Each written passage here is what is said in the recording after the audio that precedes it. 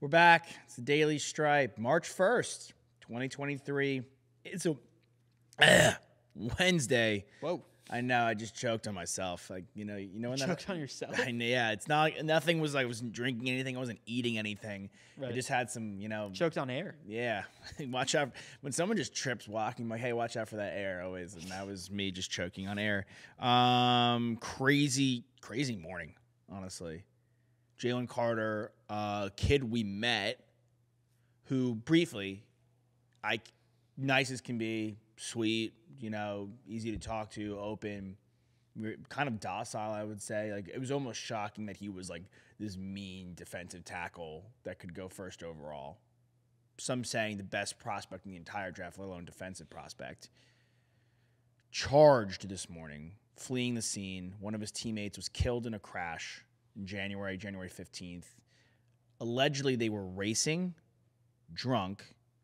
The teammate and the staffer in one car crashed, die. He flees the scene, comes back, denies being a part of it, and now apparently has gone back and is admitted to being a part of it. So he lied to the police, fled the scene in a instance where someone died. All alleged. We don't know. We know he's been charged. We know they're looking for him, and he'll probably be detained in some capacity. We don't know how everything will proceed. We don't know if he'll go to jail, and there's obviously a lot of things to come down the line. But just initial gut check reaction. We know that he was there. He was involved in. Most likely, he was drunk as well, speeding. They were going 104 miles per hour, and they crashed the car. Which, if you're any kind of person who follows the NFL, let alone a player, let alone a prospect, and you just learned in the worst possible fashion with the Henry Ruggs incident, I don't understand how you can be caught behind the wheel speeding drunk. I just don't get it. I mean, not like defending his decision making whatsoever, but I don't think there's that circumstantial awareness of everyone like thinking about Henry Ruggs and what happened with him in the back of their head, especially a guy who just won the college football playoff. Sure. Like,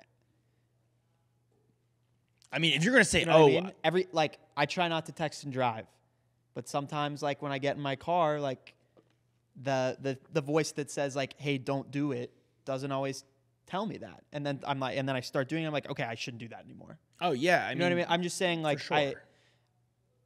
Yes, I would love for everyone to be that cognizant always and aware, and especially a guy like you're talking about, like you have extra pressure on you as an NFL prospect, and for a lot of people, they have him as you mentioned, number one on their big board, or two right behind Will Anderson. This is a guy that viably like could have been picked number one, and I think that this changes that. I mean, it could shake up the draft heavily. Yeah. I mean, he could be in serious trouble. This could mean jail time. So erring on the side of that, he'll fall out of the first round. Because you won't have him. You may not have him for as long as A, in jail, and B, like, you don't know what the NFL, how they'll reprimand him. It could be harsher even, right? So he'll fall out of the first round, for sure. Maybe even second. He may be like a day 3 pick. Are they allowed to reprimand? I don't know on this. Are they allowed to reprimand college players? Right, a guy. But he's not a representative of the NFL. Technically, not yet. Right. I don't know. I think they can administer a suspension, especially if. I mean, look, we may not see a decision on this case, or we may not know like what This could go on for months. Sure. So I imagine it will. So the draft will honestly probably happen already.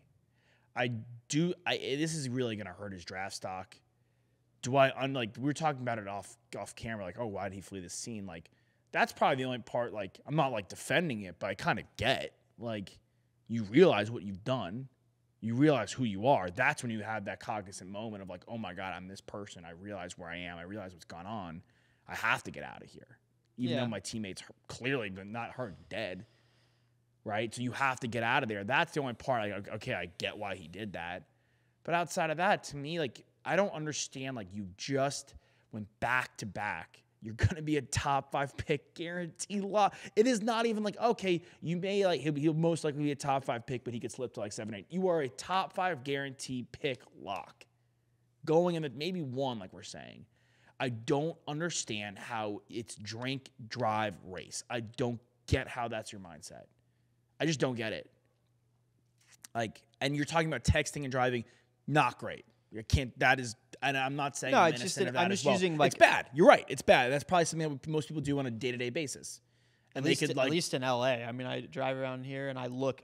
It's an exercise that I do. Is like I pull up to a stoplight and I just look to the right just to see if the person's on their phone. Sure, I'm sure someone caught. 70% of the time they are. I haven't beeped at a green light before, more than once. I mean, I'm not like innocent of it. It's a terrible habit. That being said, I just don't know anybody personally who's got behind a car, at least in the last 5 years, drunk. It's like, I'm going to race. I don't get like, hey, let me go 100 now that I'm impaired. It just doesn't make any sense to me. And it's so unfortunate. Because I said, like, we've met him. He's a nice kid, seemingly. Yeah. And, McShay had all these character issues. And everyone's like, I don't understand how there's character issues. Well, clearly something's like, when there's smoke, there's fire. And unfortunately, this is the fire. So you feel terrible for the 2 people that died. Of course. And their families. Horrible. I mean, it's a disaster for the Georgia program in some respects. Coaches have left. On the coattail of Stetson Bennett also getting public intoxication. Like, now this. Like, it's been for a team that was on cloud 9, it's been a bit of a fall, quite frankly. And it's just... Wait, you think this won't make them the preseason favorite going into next season? No, I mean, Bama has been preseason favorites, but we've seen guys in their program fumble the ball too multiple times. Yeah. It's like and it goes back to like not even just the, like off the field stuff, on the field stuff. We talk about, like, why do these smaller schools guys or like lower picks sometimes pan out, right? Yeah. It's because they have to work for it a bit harder. Sometimes when you're at one of these top programs, like, it's just a given that you're going to be, great, and you kind of lose a bit of a step in work. Well, I think that has to come into the mindset of it as well, right? Like, you're talking about, like, a guy like Jalen Carter. Yeah, he's won back-to-back. Yeah. Like, you feel at the top of the world. You feel like nothing can knock you down, but maybe these are assumptions, but I can imagine how you would feel like that. Mm-hmm. Yeah, no, that's what I'm saying. Like, you feel like you were the king of the country. Untouchable, in a way, yeah. Best college football player on the defensive side of the football. No questions asked. Yeah. So it's very unfortunate. Or there are some questions with Will Anderson. But, like, you won the thing. So it's very unfortunate. You hate to see a young man in this predicament, but at the same time, it's just unfathomable to me how he got there. I just do not get it.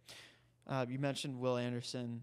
I saw that he had a quote where he said at the combine that Bijan Robinson was the toughest guy he faced in college football. I'm looking at this Texas Longhorn helmet right here. What'd you think about that? About our guy Bijan? I mean, look, he's getting hyped left and right. We interviewed Ricky Williams last week. Yeah. Who, look at the numbers, is pretty much outside of Earl Campbell untouchable and Vince Young untouchable in the burnt orange. Just like Mount Rushmore, like UT football players, yeah. Even just running backs. I thought Foreman was grossly underrated, and our team stunk, and they robbed him of a single-season rushing record potentially. But neither here nor there. He was awesome. To me, Bijan, why I appreciate Bijan Robinson so much on multiple levels before I get into your question about Will Anderson, because I think that's a simple sure. Right? Like, yeah, we know Bijan's tough as nails. How many times are we watching football games? Yeah, it's a 2-yard run to a 6-yard run. Right, but you would expect an edge rusher of Will Anderson's caliber most likely to have set a quarterback. That would have been my expectation. What was their toughest win? Their toughest win was us. Yeah. Our quarterback went out and they barely beat us. It's not like he only played one season of football though, but it's obviously like what comes front of mind. It's the only time the only time they saw us was this year. And I think with Bijan, I'll always feel in a positive light in the sense that he was supposed to be this, and he was. Unfortunately, think about how many times we've been in an instance like Malcolm Brown was supposed to be the next great running back. It was good. Jonathan Gray was the #1 recruit. Yeah. Unfortunate injuries, it didn't work out for him. Think about all the times we've been Gerard Hurd, love him, great guy, was supposed to be our QB of the future, just didn't happen. Ash, Swoops, we've been in so many instances, and this is just quarterbacks and running backs, where these guys are supposed to resurrect our program. And Bijan Robinson, of all these guys, since we've gone there, is the guy that was like, hey, this guy is this, and he was, to a T. And the only negative and only knock on Bijan, it's not his fault. I just think, Owen will always think, he could have been even better.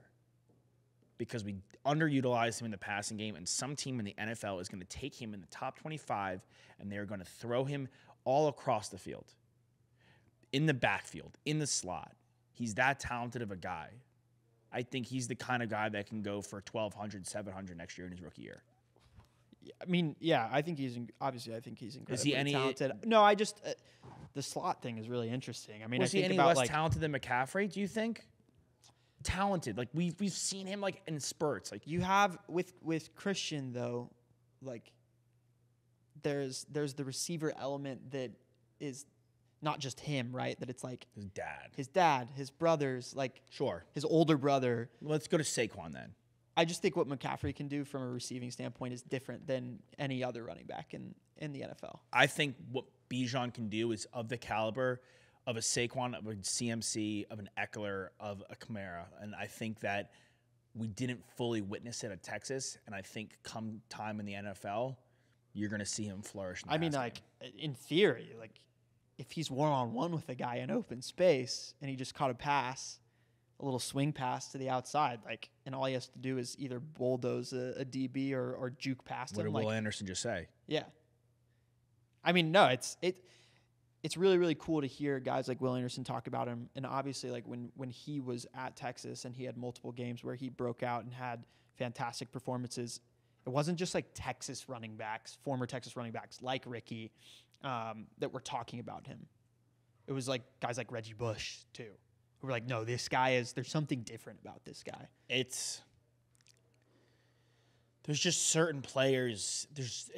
There's something you cannot measure a word we use all the time called swagger that just attracts you to players. He has the AI. I'm just the guy off the top of my head, AI Ken Griffey Jr. You just like him automatically. He looks cool doing it. He runs also with swagger from a character standpoint. Everything we've heard about him is just glowing remarks. These GMs they're talking to the coaches, they're talking to former guys that know him, and that's enticing too. When a guy is good, especially for running back, to know your role, even as talented as he is, to know what you can and can't bring because you're a running back to a particular team. Never complained at Texas. No. Always has a smile on his face. Loves playing football. When he walked around campus when we fumbled against Tech, it was a little ridiculous, but sure, that he cares, and you hear good things about him, and also he seems smooth and cool, chill. Right. So a guy that's a good guy and a chill guy just goes a long way. And I mean, the sky's the limit for this kid, and I think he should almost be looked at as an all-purpose player. I think he's that talented, in my eyes. Yeah, I agree. Cool. I agree. All right, association. Sorry, your Mavs. Tough one for you guys against the Pacers. I was look, this is a game that Jason Kidd really can't lose this game. He got heavily criticized in that loss against the Lakers where we were up 27 points. Ricky Carlisle. He played Josh Green in that game less than 20 minutes. He played Christian Wood and Tim Hardaway both 20 minutes in that game. And collectively, I think they had 40 points, those three players combined. So they actually put up decent numbers against the Lakers. And once again, this game he played Tim Hardaway 37 minutes. So Tim got a lot of run, but for whatever reason, Josh Green is not getting a lot of PT. Why is Wood coming off the bench? And Wood in Kidd, clearly there's something. Some sort of disconnect. I didn't understand that. First of all. But Mavs Twitter was crushing Jason Kidd. Yeah. And then he goes and he loses to Rick Carlisle, which is just funny. There was also a moment in the game where the Mavs went on a run. Carlisle calls a timeout, and Luka was like, yeah, now's the time to call a timeout, being like, we just went on our run. You know, because like Carlisle, Doc Rivers, those kind of older coaches, a lot of them who have played, like their timeouts, you can almost, as a basketball fan, you can tell when they're about to call them, right? Because it's it's like, all right, like let's slow this game down a hot second and get a pause. This run it's 15-3 on this run. Like we can't let it get any worse. Because especially like let's reassess. If it's like a 9-0 run, especially in the NBA, I'm like, all right, you can let this linger because you get a 3, it's 9-3 run, it's like a 6-point net. And then you get a stop on defense and negates it. You get it like in an in-game timeout almost. 15-3 though, when they're pouring the points on like that, you got to kill the game. But he does that. He makes fun of Rick Carlisle for being about to call a timeout, and then we lose. Like those are the moments where it's like it's great when you win, and then you look cheeky and it's fun and it's clever. But like when you lose, you kind of look a little foolish. I just don't get like Wood, Green, like. They're like a sized team. Like the thing is, and we were talking about this, they're in the echelon of like teams that are like, I teared it out yesterday with my dad. I think he would like this. Bad teams. Crap teams. Talking Hornets, Rockets, Spurs, Pistons, crap. Teams that are I mean, that's no question. No question. Yeah. Teams that are like not playoff teams. But competitive basketball teams. Okay. Pacers. Yeah. The Magic are in that field. I would say like the Thunder. Thunder could be a play-in caliber team. Then there's the play-in teams, and there's the playoff teams, and there's the title contenders. There's 5 tiers for me. Mm-hmm. Like I was talking about it when this was with Nick, and this is from a health standpoint. Like the Magic go into New Orleans. New Orleans doesn't have Zion, and they're not at full health. Like this Magic team is a competitive basketball team. Yeah. Like the Celtics go into the Garden without Jalen Brown the other night, and they have a big game against Cleveland. They go into the Garden without Jalen Brown. Like the Knicks are a playoff team, not a play-in team, a playoff team. Like there's a chance, like if the Celtics beat the Cavs tonight and the Knicks beat the Nets, not only do the Knicks like stave off a bit from the Nets and create some more distance there, because there's the 5 and the 6. Right. They get a game on the Cavs. Like the Cavs are a better basketball team in my eyes. But there's no reason why the Knicks can't catch them and get the 4 seed and have the first round have to come through the Garden. Yeah, I mean, this is something I was thinking about this morning is just like how tough is this team and how far could they potentially get? Who? This Knicks team. I mean, look, okay, run it through. Do you have a big that can play? If Mitchell Robinson stays healthy, yes. Defense and he could finish around the rim. Yeah. That's good enough. Hartenstein's like a good backup. Yeah. Tibbs doesn't love him, but yeah. I mean, I would love for our guy Jericho to like overtake him. I don't think it's going to happen this year. Maybe not ever. Yeah. You have other guys. I mean, look, I'll give credit where credit's due. They could have really made a huge splash at the deadline. They really could have. They kind of made a small splash. They got a guy I thought we always have liked. He just has kind of been like misplaced over the last couple of years in Josh Hart. Yes. I thought that was a really nice pickup by the Knicks. Longtime teammate and friend of Jalen Brunson. So you have Jalen Brunson, you have Josh Hart, you have RJ, who like it kind of pains me still, but I think he can still get there. Maybe not get to where I thought he can get, but he can be as good of a player, as valued of a player as like Brandon Ingram. Still in my eyes. Ooh. That's tough. It's tough. I think it's possible. You think? I mean, I don't know if RJ's ever going to be an all-star. He could get there, I think. Like if he just once or twice in his career, fine, that's maybe. fine. Like, okay, he's not right now. He's not right even now. He's not even close. No, he's not close. But I think he can get to the point where, like, oh, like look, we were like Julius Randle. He is a 20-point scorer though. Julius Randle bopped around, like all of a sudden, like he's an all-star, and then he wasn't, and now he's an all-star again. I think guys can find themselves later in their careers, and I think RJ has a good enough head on his shoulders And I think that he's shown enough flashes where he could kind of get that stasis and consistency of being like a guy that can like nudge all-star. I know you don't love D'Angelo Russell, so I'll use him as the example. If he can be an all-star level player, I think it opens the doors for a lot of guys. Now, with the Knicks, you have him, you have Randall, who is an all-star, and the offense doesn't have to start through him anymore as their best player because you have Jalen Brunson at the point. Okay, but I guess my Grime, like it's a team that's deep. I like 9, their team. 10 guys. No. I like their team, and that's why I ask, like, how far can they get past the second round? Because look, if they're the 5 seed right now, like Eastern you said, Conference Finals, is that what you're asking? yeah, I mean, like I don't think they could. I guess hypothetically, they could catch the best they could be as the 3rd seed. The best they could be is the 3 seed. I'm not saying that they're going to get there. I would expect Philadelphia to end up in the 3 spot, but even if they did, they'd be playing the Nets. Okay, they can win that, right? And right now the play-in teams are the Heat, the Hawks, the Raptors, and the Wizards. Quinn Snyder, now the head coach for the Hawks, like maybe that turns things around. He always got the best out of those Jazz teams. Like he's a good head coach. I mean, I'm just thinking about like who the play-in teams could be because like I don't think it's the Raptors. I think the Wizards they have as decent of a shot as the Hawks do, but the Heat will probably end up as the 7 seed and then no, I think the Heat will end up as the 6 seed. Okay, so then the Nets are in the plan. Yeah. Okay, so then you're playing the Heat. If you get to the 3 seed, you're playing the Heat at the 6 seed. And if you're the Knicks, like the Heat could win that series. You could be out in round 1.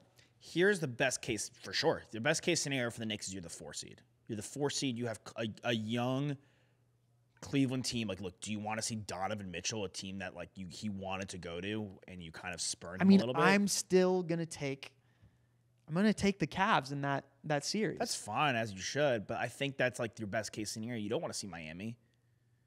You don't want to see a team that's gone to the finals. Like you don't want to see Eric Spoelstra, you don't want to see a coach who's won the finals multiple times. Like no knock on Bickerstaff, but like he's not Eric Spoelstra. No, Spoelstra. We've talked about Spoelstra as a top 5 coach we've seen in the NBA. Yeah, and I think if you're the Knickerbockers, like you as the 4 seed, okay, like quite frankly, I mean that's as a 4 seed though, being a top 4 seed in the East. To have to play that Cavs team first in the first round, and then if you win, you're gonna have to play the Bucks. No, good luck. Done. They're done. It's not. That's brutal. That's brutal. Boston or Milwaukee. It's not like the West, dude. I mean, Katie comes back tonight, and we can segue to that. Yeah. It's not like the West because the Suns could. Okay, the Suns are the 4 seed right now, but it's completely congested in seeds like what, like 4 through 8. Well, you were mentioning like there's not competitive teams that category that you mentioned in the West because like the Thunder are the 13th seed, but they're a play-in contender for sure. Seeds 7 through 13 are all play-in contenders in my mind right now. Yeah, as they should be. I mean, the Kings are the 3 seed. Yeah, they are probably a year away from actually being a 3 seed. Like a team that's like a legit 3 seed. Like this is like, okay, like good for you. Your offense is so exciting. Yeah, but it's understandable why like Suns, like Booker went out. Now they've got KD. Oh, it's He's all, been I mean, out, that's right? a like conversation we had yesterday. It's all health. Right. Steph has been hurt. And Zion. And Kawhi. And Kawhi like worked his way back and now he's playing excellent basketball. But if everyone's healthy, the Kings are not the 3 seed if everyone's healthy. No. Because it's in some order. It is Denver. Unless they are becoming, because they are going to make the playoffs, and we will see like what this team actually can do because we haven't seen them in the playoffs in such a long time. Like, is this a team that can kind of be like what the Jazz had been like the previous 6 seasons, where they're really good because their offense is so highly efficient in the regular season, but like, do they have enough big time game players to get it done in a playoff series? I don't. De'Aaron Fox, who in clutch time minutes is averaging a full point more than anyone else in the NBA. Which I don't love that comp to the Jazz because what was your big issue with that iteration of the Jazz team? Was that their second best player couldn't create his own shot? Which is that a problem on the Kings? No, because Sabonis is better than What about their third best player? I don't know exactly who it is. Let's say it's Keegan, who I was happily wrong about. Yeah. Yeah. I mean, next year it should be. That's why I'm saying like next year there could be a true 3 seed. Yeah. If you're the If you're though in the West and everyone's healthy, and this goes to the whole health point, and I'm curious to see how KD meshes with the Suns and how healthy they can stay going into the playoffs. Because if everyone's healthy, it's the Nuggets in any order, it's the Grizzlies, it's the Clippers, probably the Lakers too, as they are built right now. And it is the Warriors and the Pelicans. Those are your teams. And then you have y'all, you have the Grizzlies, the Timberwolves. And then you have the Kings. The Kings, to me, are not a top 6 seed in the Western Conference if everybody on planet Earth in the NBA is fully healthy. But guess what? They've been healthy. That's not how it works. Yeah. They've been the healthiest team, and they're the 3 seed. And they're playing amazing. They are like record-setting good on offense this year at times.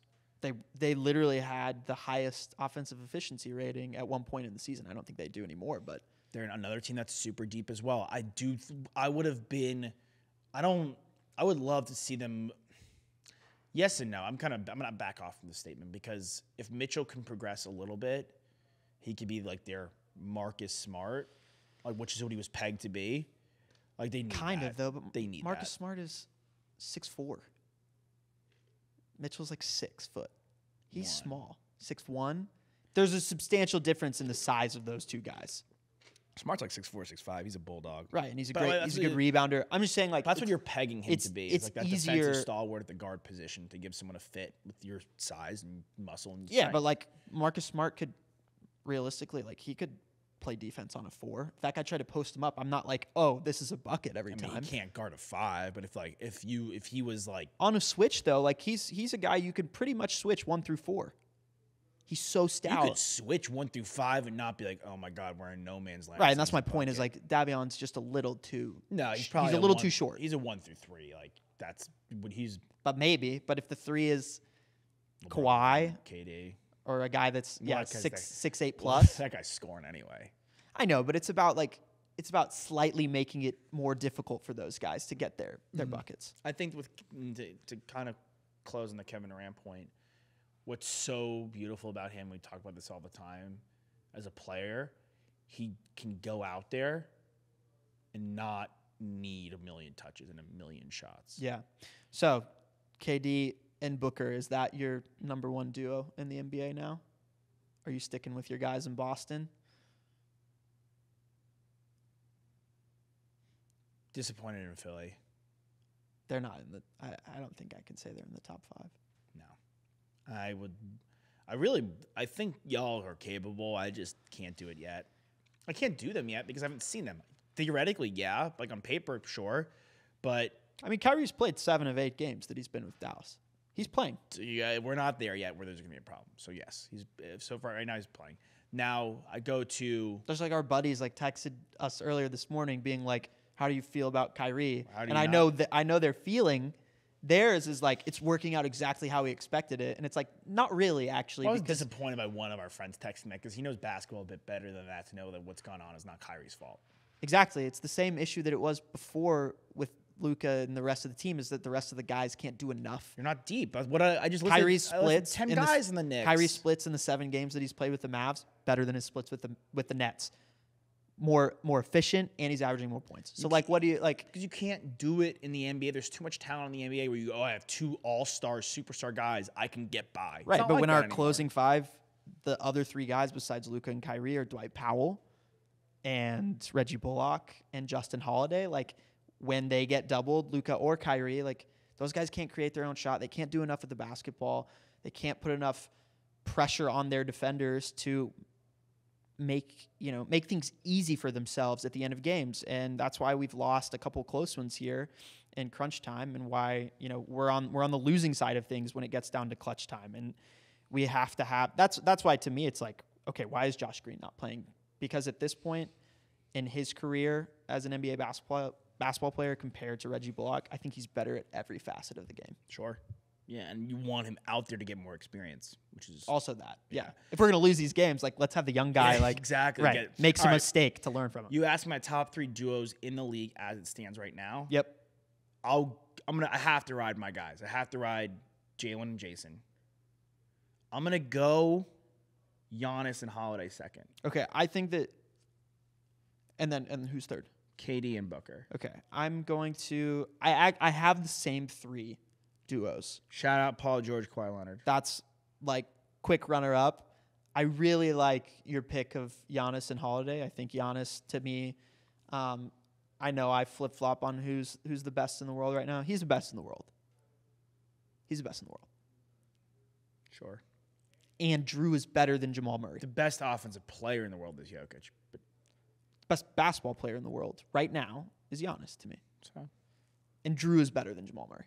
yeah, no. They're like. I love Jamal Murray. I would put them after you guys, Who, Jokic and Murray? after Kyrie and Luka. Yeah. I think Kyrie and Luka are better than them because Kyrie is that much better than Jamal Murray. And while I would give probably the edge to Jokic over Luka, like it's slight. Could you do real Razor quick? thin margin. Real quick, can you do a top 10? Top 10? Okay, so I have KD and Booker 1, even though they haven't played. I know enough about KD post-injury. Like, he steps back on the court after an injury and he looks the exact same. Okay. He does. Fine. He's unbelievable. Fine. I hook 'em horns. Yeah. Hook 'em horns. Tatum and Brown. Then Giannis and Drew. I think from what we've seen from Kawhi coming back from the injury, I'm confident enough to put him in Paul George 4. I mean, if LeBron is healthy, like, actually, if LeBron and Anthony Davis are healthy, therefore Kawhi and Paul George are 5. Okay. I'm going to do the Mavs then with Kyrie and Luka at 6. Then Jokic and Murray, 7. 7. And then 8 through 10 is where it gets kind of Philly? interesting. Like, yes. Harden and Embiid. I think like one of those 9-10 spots like probably should be like Garland and Mitchell too. Okay. And so maybe Brunson and Randall. Like at this point, Brunson and Randall or sorry. Ja and JJJ. no, you know what? I'm going to say Jimmy and Bam. Oh, yeah. But look, a lot of really good duos out there. The Should be Murray and Young. That is disappointing. The thing, I don't know, but the thing about I think I might take Simons and Lillard over the two of those guys over Trey and DeJounte Murray. Simons is averaging Shea like Gillian, whoever. and Giddey. It's a viable duo. Like there's a lot No of good three, duos no out problem. there. The thing about the Memphis one is that they also have Desmond Bane, and so like they really have. I think JJJ is their 2 right now, but they have a really good 3. Defense, bro. Yeah. Guy that very well could win DPOY. Yeah, absolutely. All right, Daily Stripe. We'll see you guys tomorrow. Don't go anywhere because it'll be the same time, same place. Yeah, and it'll be us and hopefully Nick. Nick will be back. Yeah. Hit your free throws.